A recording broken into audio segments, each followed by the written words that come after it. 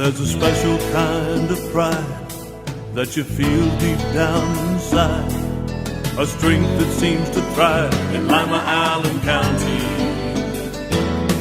The American way of life, to get in gear and do what's right. An unbreakable forthright link called Real American Strength. Lima, Allen County, Real American Strength.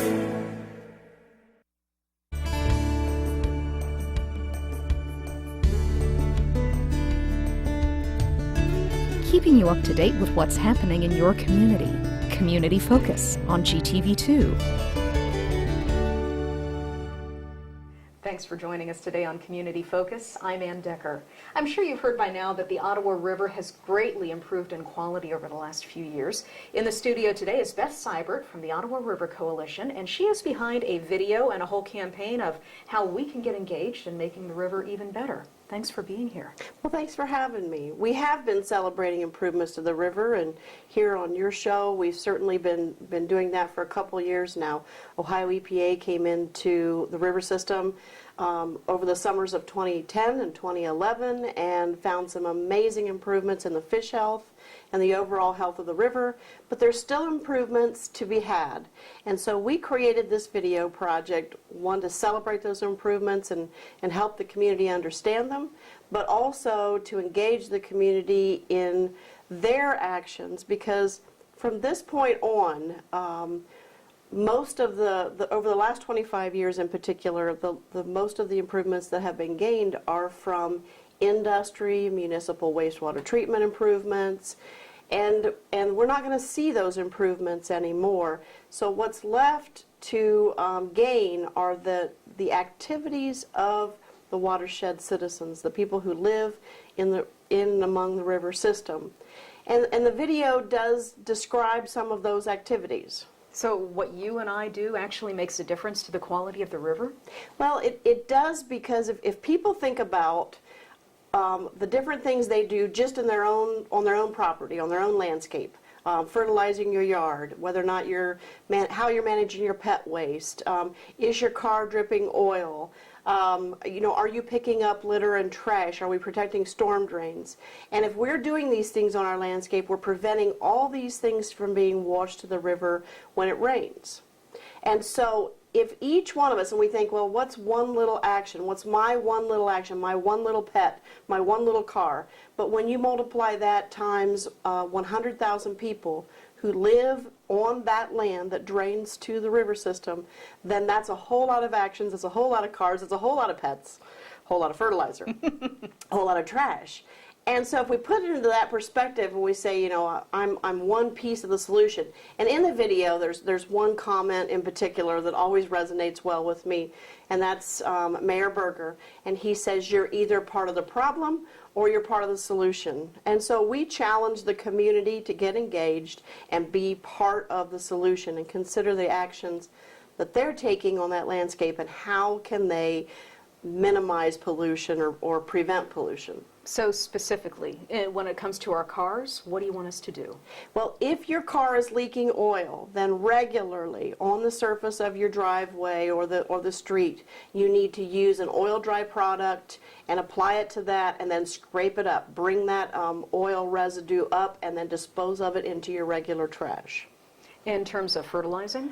Fertilizing, always read the label on the bag. We buy these little bags of fertilizer and they don't look like much. No. But if you really look at them, the number of pounds, you're putting on less than an ounce per square foot. And yards in a city, look like enough. I know it doesn't. We have that theory, if you can't see it, you didn't do it. And I just bought this whole bag, so why not apply the whole thing? Who wants it to sit in the garage? Well, share it with a neighbor, but follow the label recommendations and never, never, never apply fertilizer immediately before a rainfall, and never apply it to paved surfaces because those are just direct pathways down to the storm drain and then to the river. So when you get to the edge of the yard, don't just run out into the street. Right. Stop.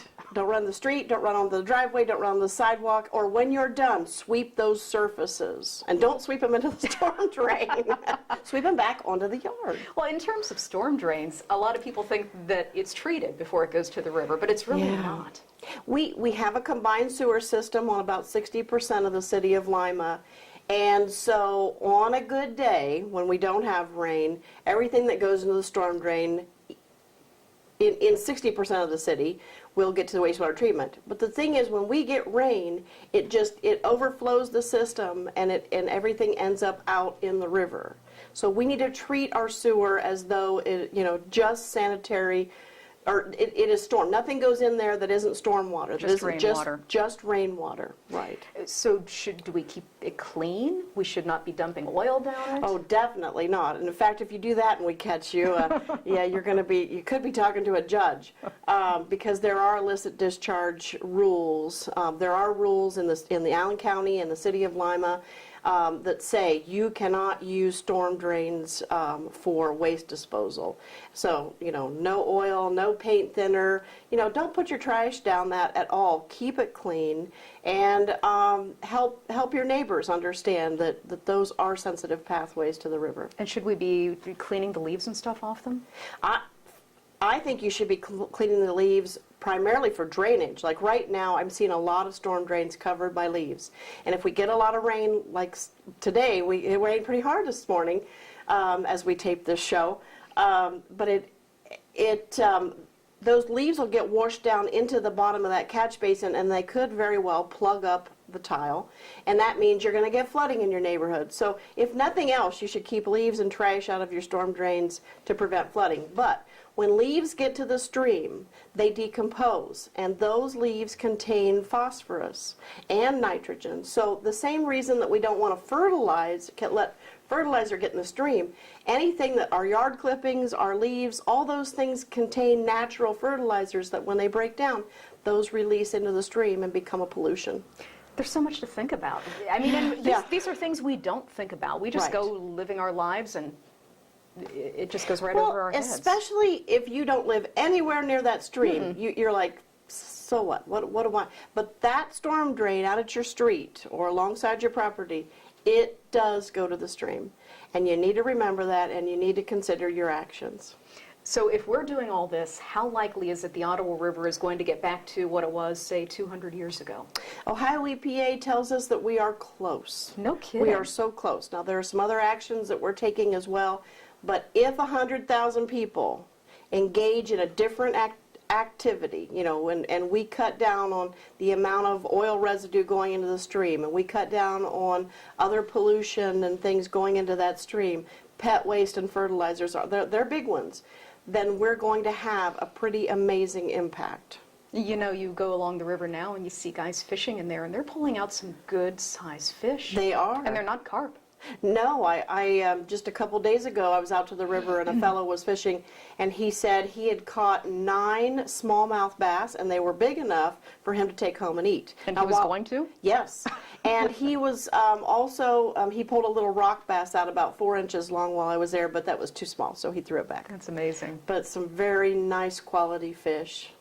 And it really speaks to the recovered health of the river. You have put together a program with the video, with brochures that you can take out into the community. Right. Who should be calling you if they Well, want a if you've got a scout group, a youth group, even a senior citizen group, or anything in between. Neighborhood associations? Neighborhoods, or just neighbors. Churches?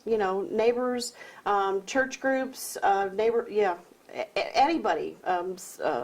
Organizations, social organizations or civic organizations, or if you as an employer want to elevate the awareness of your staff, invite us out and let's talk about the river and how you can be a part of the solution and the healthier river. Okay, and of course we're playing the video here on Channel 2 as well. Right. So people can get a chance to look at it and hopefully take some positive actions in terms of cleaning up the river. Yep. Anything else we need to know, Beth? Not at this moment, but that's plenty. Like you said, there's so much. Don't want to be overwhelmed, but we can all be part of a healthier river. How do people get in touch with you? They can call us at 419-223-0040, extension 107, or they can go to the website, www.thisismyriver.org. All right, thanks for coming in today. Thank you. Beth Sibert from the Ottawa River Coalition. When we come back, we'll get an update from the Chamber of Commerce right after this on GTV2. Reduce, recycle, reuse. Allied Waste Services and the City of Lima encourage you to live green by recycling all that you can. Recycling promotes green living by reducing the amount of waste materials buried in landfills. This saves money, natural resources, and energy. Keep our environment healthy and start recycling today. Allied Waste Services is committed to a clean environment. Contact us today for your recycling needs. Visit our website, republicservicesohio.com, to learn more about recycling today. Let's all do our part to keep the Ottawa River clean and healthy. Clean trash and debris from storm drains to keep them from being washed into the river. Your actions matter. Did you know that if you have information about someone who's committed a crime or know of someone who is wanted by any law enforcement agency, you can call Crime Stoppers and possibly be eligible for a cash reward of up to $1,000. All callers remain anonymous. Make the call that pays. Call Crime Stoppers at 419-229-STOP. Crime Stoppers! Crime Stoppers! Make the call and pays! Crime Stoppers!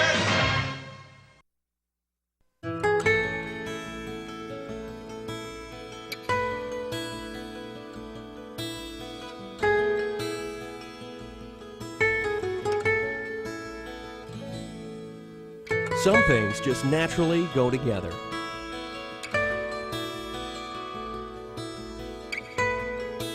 Other things don't mix.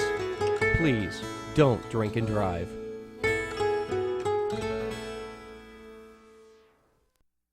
Welcome back to Community Focus. I'm Anne Decker, and I'm pleased to welcome to the studio today Jed Metzger. He is the president of the Chamber of Commerce. When businesses choose to locate in our community, one of the reasons they give is we have a great workforce. But keeping and developing that workforce can be a real challenge sometimes. It really is, and especially in today's economics. Because we're focused on mining the talent pool for our community. So what makes us more unique, more better? So we have to be competitive. So when you look at the aging population, most of the baby boomers are going to retire within the next 5 or 10 years. So then that opens up a big door of problems with our workforce, especially the skilled workforce trades. Where do we get those people to fill those occupations, those jobs in our companies? So that's one of the things we're competing against. We're competing against with our young adults going or migrating out of our community into other communities. We're competing with the big metro cities, and how do we make Lima, Allen County more unique, or this region more unique, to keep the talent here? What type of talent do we need for now and for the future, and identifying that talent? The other challenge we have is, if we're getting the docs in, the trailing spouse, as we call it, what type of amenities do we provide in this community? What type of professional connections are they going to have when they come to the community? What type of social or cultural things can we offer them, or offer them nearby, to keep them engaged, so that they'll want to stay, want to live in this community? What other type of amenities do you have to have? Maybe it's the bike paths, maybe it's walking paths. Those type of things you have to identify, because all those things are focused into the talent, and especially attracting that young talent. Well, I would think there are limitations as to what you can actually do about some of these things. I mean, sure, we can build bike paths and walking paths through the community, but it's hard to beat the higher salaries of a Columbus, the more exciting nightlife of a Columbus. How do you compete against that? Well, you have to sell your community. I can tell you, in talking with a lot of people that have worked for very large corporations, very large newspapers, very large utility companies, when they come to our community, they end up retiring here. Why? Because it's convenient, it's friendly, people can get from one side of the town to the other side. They don't have to fight the big traffic. Those are type of things we need to talk about more. And we don't do a really good job sometimes of talking about that uniqueness. When we had some focus groups, and with our Chamber Strategic Planning Group, and this topic rose to the surface, it was interesting to talk to the gentleman from Procter & Gamble, which is very new to our community, only been here a couple of months. And he said, man, you do not know what you have in this community. This is a great community. I've fallen in love with this community. People are nice, friendly. You know people when you go to the grocery stores. Those are type of things in this Midwest community that you get here. You do not get in the bigger cities. So how are you going about conveying that message to the people in order to build up our workforce? Well, I think the one thing that we have to do is develop that strategy of we have to collect some data points and then from there develop a strategy. It's like a branding campaign, or maybe we can take the Real American Strength brand and talk about how this is a real community of strength, and communicate, or have the people that said that they're going to retire here or stay here, have them to communicate to the other people and market that. So, I mean, there's many ways you can do it. I mean, the Young Professional was developed a long time ago, the Young Professional Group, to retain our talent here, our young professional, because there was no connection when you got a young engineer at Procter & Gamble or Ford or General Dynamics for them to connect. So that's why we created the Young Professional Group, so that we would have that connection piece. We also have to have a connection piece with the trailing spouse to get them involved when they come to the community with other people. So there's all kind of things what we can do, but we have to figure those strategies out. And I think the Chamber, I know, is going to work hard this next year in focusing on some of those things. Well, I think you've got a big job in front of you. You know, we see the Chamber of Commerce and all your events going on, but there's so much like this going on beneath the surface that's, you know, developing our talent and keeping it here to build a better community. It is true, and I think sometimes the Chamber does not do as good a job in communicating those type of things that we're doing. I mean, another area we talked about before is marketing the assets of our community. I mean, that sort of ties right in with this. And we're very much engaged with the downtown development and working with downtown Lima and the other entities in downtown. The streetscape was involved with that process. The corridors, we've been involved in that process. And of course the General Dynamics with the joint manufacturing systems and trying to keep the jobs here. We're very much engaged. The Auto Task Force trying to identify suppliers that we can bring into this community and maybe create a supplier park eventually. I mean, we're engaged with many other partners in parallel focuses to make this community a better community. Well, you're doing a great job. I also want to give you a chance to promote one of your upcoming events, which is one of the big ones of the year, and it's Holiday Hoopla. Yes, that's on November 17th. On Saturday, and it's our celebration of our 125 years of the Chamber, which a lot of chambers can't say that they've been around for 125 years, but it is just going to be a wonderful event. If you want to attend a black tie optional event, have wonderful Christmas wreaths and trees being decorated while you're just walking around, sort of a classy type of event with very, very good hors d'oeuvres, maybe a Frank Sinatra singer, and a band and toward the end of the evening. And it's just going to be a fabulous event. I mean, we have a team of people that put a lot of effort into it.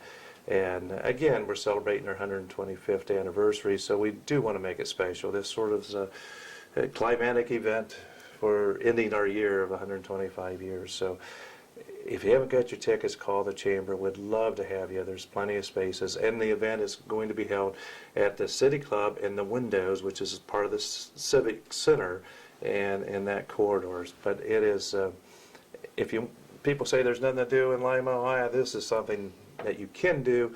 Take your spouse or significant other to and really have a great time. And we don't have that many opportunities to really dress up in Lima, and this is one of the few events. It is, and last year, that's why we did this black tie optional event. We did it at Rob Nelson's home. His home was a little bit small to expand it as we wanted to, and so we wanted to focus on the windows, and I mean, it's going to be a really neat look. But yes, I mean, we wanted to provide, that was one of our goals, is provide a dressier event type of thing to do in this community, but one that has class with it and just, you know, is at that peak level that you will go away and go, wow. Well, Jed, the Chamber is doing tremendous work. If people want more information about what you're doing, or they want tickets to Holiday Hoopla, how do they get in touch with you? All they have to do is contact the Chamber at 419-222-6045. Okay. Or you can go to limachamber.com. Great, and that is a wealth of information on everything going on. Great. Thank you. Thank you for coming in today. Jed Metzger from the Chamber of Commerce. When we come back, we will talk to the Lima Police Department about human trafficking right after this on GTV2. Help keep the youth of Lima safe by donating to Lima Safety City today. Hello, I'm Chuck Eichelberger from the Lima Noon Optimist Club. Safety City is a very important part of the Lima community. The Optimist Club is renovating Safety City and it needs your help. Donations can be made by going to the website limasafetycity.org. You can also send a donation to Lima Noon Optimist Club, P.O. Box 428, Lima, Ohio 45802. Help keep the youth of Lima safe by donating to Safety City today. This is a nice neighborhood. It is. Is that the house we live in, Mom? Yes. Look at all the kids around here, Mom. I like this house. Hi, we'll hear about the house. It's rented. It's against the law to deny people the opportunity to live where they want and can afford. If you feel that you've been treated unfairly, give LACA a call and we'll look into your complaint. LACA's fair housing services are free, so call today and get the housing you deserve. 419-227-2586. Lima City Council has recently amended the city's vicious dog ordinance to deal with potential problems concerning dangerous dogs in the public. The ordinance is comprehensive. However, here are some key elements that all dog owners and their neighbors should be aware of. Any dog that is considered a breed of pit bull is considered a vicious dog regardless of its temperament. A vicious dog is any dog that attacks, bites, or causes injury to a person or domestic animal with or without provocation.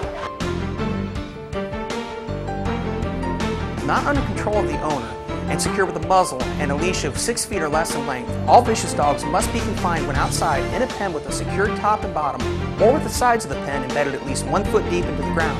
If you're a dog owner and have concerns about any dogs in your neighborhood, visit limapolicedepartment.com to find out more about the city's vicious dog ordinance. The fine for non-compliance is $150 per citation, and ignorance of the law is not a defense. If there's an emergency situation, call local law enforcement for immediate assistance. Let's all do our part to keep the Ottawa River clean and healthy. Prevent or clean up oil and fluid leaks from your vehicle that could wash into the river. Your actions matter. I present to you Algebra 2, foreign languages, and finally biology. Who among you will step up to their challenge? Me. Yeah, I'll do it. Me too. Sign me up. Take on the tough classes now. You need them to prepare for college. We're back on Community Focus. I'm Anne Decker. Human trafficking is a problem right here in this community, whether you hear about it very often or not. Here in the studio today to give us some of the disturbing details are Sergeant David Gillespie and Major Tony Swygart from the Lima Police Department. Thanks for being here today. Thank you for having us. Sure. How bad is the human trafficking problem here? Human trafficking in our local area is very concerning. We have, with the corridor of 75 and 30 and 35, as well as some of the major industry as far as Beaver Dam truck stops, it seems to be a cross-section for human trafficking. Right now in this area, human trafficking is primarily something we're a export location. We usually send our victims out of the area, usually at Fort Wayne, Columbus, Detroit, places such as that. Now, who is being trafficked and what exactly is going on? Human trafficking is generally females in this area, from the age of the youngest, I think, a victim we've had was 14, up to, full-grown females, women. And the issue is it could be anything from drug dependency to a supposed boyfriend, or what we can consider a pimp, forcing these ladies to go outside the area and perform sexual acts for money. And usually they do not benefit from this. The money usually goes straight towards one person under control with them, be that from threats, coercion, or violence. Why don't we hear about this? This isn't something that most cities are proud of. Lima isn't any more at risk than any other location in the United States. Right now, the Federal Bureau of Investigation has invested a great deal of funding towards human trafficking. It right now is on par with counterterrorism. The FBI has, due to increased complaints and lack of agents and lack of task force officers like myself, they have included all violence against children, not just human trafficking, but anything that a child would be considered to be at risk, or any violence that's taken place on that child now falls under the task force for human trafficking. Now, you are part of the FBI's task force against crimes against children task force. That's correct. What are you doing about this problem? This problem, once we receive any information from local law enforcement, be it the Lima Police Department, State Patrol has been very effective in identifying at-risk juveniles and adults. We do follow-ups on those, try to ascertain if that juvenile is under, or that adult is under, any type of control by a third party, and get involved. Our first primary concern is separating the victim away from that environment, and we do have quite a few resources that we can do that. And once that's done, we start gathering the evidence we need to pursue federal charges on the bad guy. So, I mean, are these guys who are the traffickers just hanging out waiting for stray women to come by so they can grab them? How's it working? They are very adept at recruiting young women. Everything from Facebook, any social media, to preying upon them. Girls who appear to be weaker than most. They'll hang out in malls, they'll hang out at places that, especially in larger jurisdictions where these girls seem to go to, truck stops. A lot of the runaways, first will show up at truck stops, and these guys are waiting for them to offer them a place to stay for the night, food, protection, and that's the grooming process where these girls then become victims. And they never get away? They do if they're fortunate enough to run into law enforcement who, one, is trained to recognize the signs of human trafficking, and secondly, have the ability to be creative, I guess, thinking outside the box in order to determine if maybe not necessarily violation of the law occurred, but they believe that something's taken place where these juveniles or these women are at risk. What do you say to the parents out there who possibly have a daughter who's, maybe walking on the edge and they're concerned about her? What should they be looking for? Be very, very concerned about a child who shows up with new electronics or new clothes, especially provocative clothes that they can't explain how they got them, any new friends they're hanging out with, any incidences where one runaway starts to become 2 and 3 and 4, and they're unwilling to say where they've been. A lot of these girls are runaways, and we call them throwaway girls. It's, we take a lot of runaway reports, and after a while, these girls, after 5, 6, 7 runaways, law enforcement kind of has their hands tied. We don't have anybody we can link their disappearance to. And that's a time where parents need to be very concerned, monitor their children's activities, understand who they're hanging out with, and if they are concerned about that, to do everything they can to prevent that from happening again. How many success stories have you had bringing the girls back? I want to say through the cases I've worked in Allen County, I've had what I would consider success stories, 5. When I say 5, these are girls that I know have not returned back to the life. There are a lot of other cases that I guess I would consider success stories where we have retrieved a girl and they have in some point or the other went back to life, but now they've had that contact with law enforcement where they are more than willing to come talk to us. We can't pull them away, from that environment. That's all they know sometimes, but it's a start. Do you provide any type of counseling or services to keep the girls away from that life? Yes, we do. We have, especially through the Federal Bureau of Investigation, we have a victims advocate who will provide any type of counseling for that person, and generally we have other services that can do longer-term counseling. It's just a terrible thing to think of this is going on right in our community right now. It is, and communication with your child is really the key, like Dave said. Children are, surprisingly enough, they're the most victimized segment of our society across the board. There's over 400,000 runaways in this country annually. So there's a giant pool for these people that prey on them to choose from. And you need to communicate with your kids, see what's going on in their lives, look for that unusual activity. Studies show that 1 out of 5 girls and 1 out of 10 boys will be sexually exploited at some point before the age of 18, which, as a parent, it's just an astounding number. It is. It really is. So, know what's going on and, communicate with your child. If parents need any more advice, or if they are suspicious that maybe their daughter is being trafficked, how do they get in touch with you? They can get in touch either with our Juvenile Bureau at the Lima Police Department or they can contact Sergeant Gillespie, who is obviously our expert. We're very fortunate to have an award-winning Dave, expert. Yes, he took part in the Ohio Attorney General's Law Enforcement Conference, where he was one of the recipients of the Group Achievement Award for being part of this federal task force. And there's a lot that goes along with being part of this task force. Not only does it bring us, the resources of this entire task force, which is made up of, I believe, 8 agencies, federal, state, and local agencies, but also provides Dave with an FBI investigator's certification and a lot of training that goes with that. So not only do we have, his expertise, but we also have other expertise to pull from. Well, keep up the good work, and thank you for the work that you do. And thank you both for coming in today. We appreciate your time. Major Tony Swygart and Sergeant David Gillespie from the Lima Police Department. I'm Anne Decker, and this is Community Focus on GTV2.